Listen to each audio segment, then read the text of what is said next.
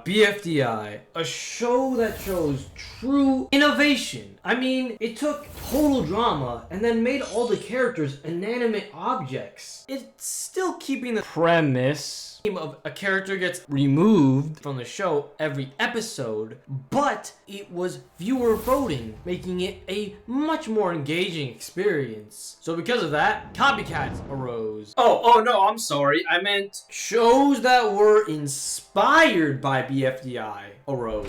Alright, let's look at some starting with Object Overload. What's interesting about this series is the fact that after just 5 episodes, the creator thought that his show was so ass that he had to reboot it. And you could tell that the original was kind of ass, considering the fact that with the reboot, I have barely any negative things to say. In this one episode, the characters were much better fleshed out, and I actually got a better look into their Popcorn! I'll never let go! Casey, I knew you'd be there for me!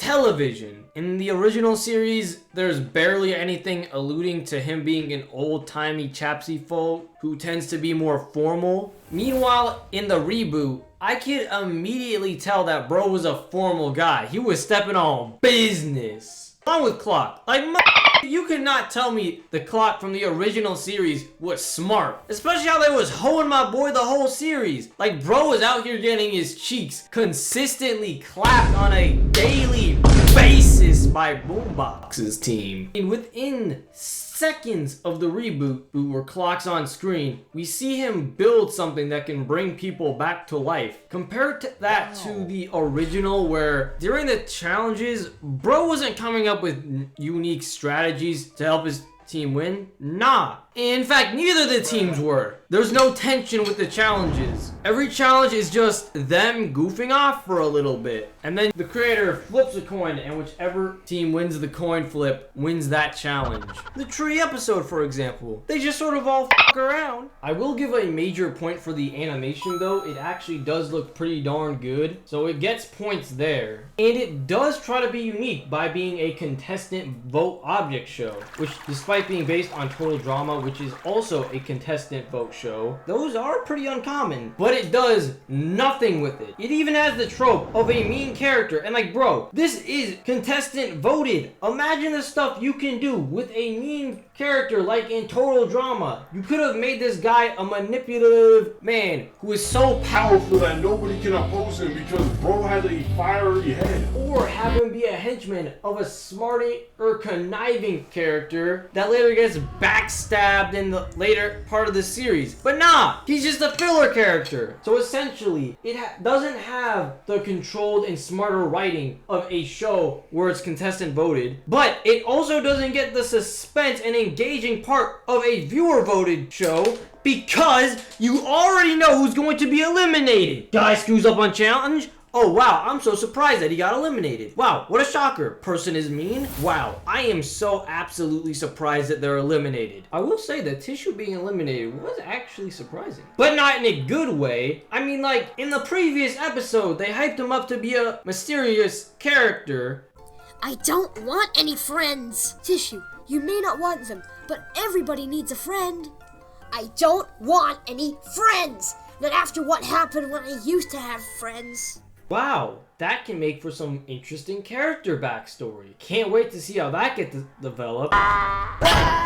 Never mind. Also, despite having 30 contestants in the original series, there's only 2 teams. Now, I love object shows with a lot of characters. I like BFB a lot, but that's because they had multiple teams. It's not like they had like 30 or so characters on one team. Like 15 characters per team, like 15 is already enough to fill up an entire object show series on its own. However, luckily they did actually improve this again in the reboot that only got 1 episode. The characters. No, I was gonna sit here and go over all of them, but that would take way too long, so I'm just gonna go over some notable ones. Boxing Glove. Him himself is not a bad character, but you know the true trope where somebody gets blamed for something that they didn't do? Yeah, no, imagine one character in a show consistently gets blamed and targeted despite doing doing absolutely nothing and just for being a boxing glove. Wait, hold up. This is low-key racism. Boombox is just a stereotypical nice character. And I know that there are a lot of characters in this show, and it's a very annoying trope in object shows because the character has no other personality traits other than being a good person.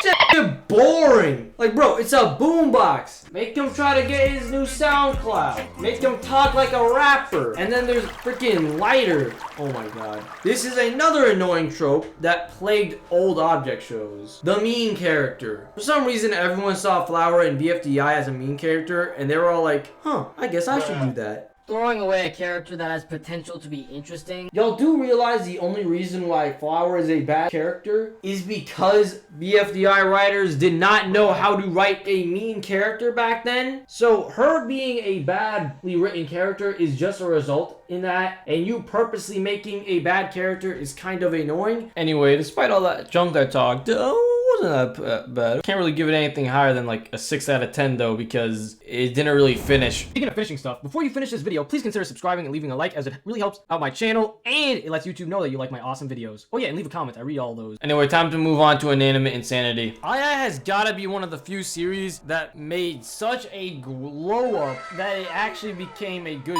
series. I mean, like, look at the animation here. Greetings and salutations! I mean, come on, that animation looked like absolute Garbage. I've seen piss that looks better. And to top that off, the audio sounds just a tiny smidge bit better than my audio before I had my microphone on the right settings. Now compare that to the finale. Me phone? Ow! What happened? What? Back then, these people did not know how to write good team dynamics. Kind of had the exact same problem with Object Overload, where they just sort of did stuff and then somebody wins. It wasn't nearly as bad, but it was still pretty bad. And it's clear, because during the first few times where they decided to break up the teams during the team era, those episodes ended up actually being the best episodes during that period. So the second teams were removed, you best believe there was a drastic improvement.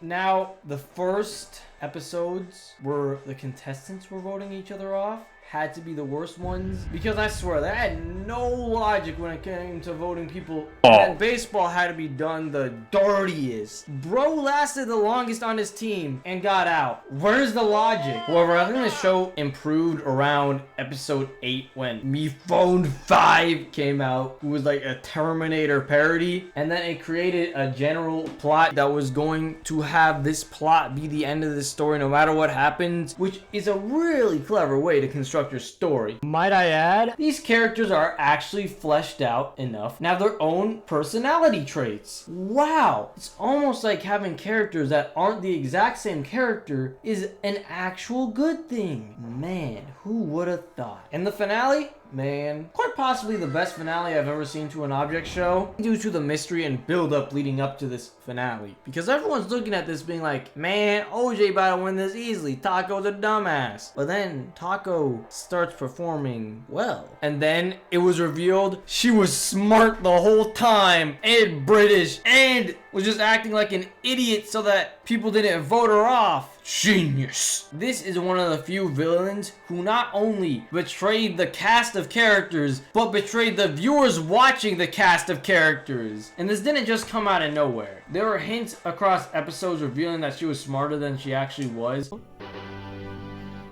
Oh my god, you have arms and you're talking fluent English and you're Overall, this is a pretty good show. Although season 2 looks much better. And man, I cannot wait to talk about that in the next video.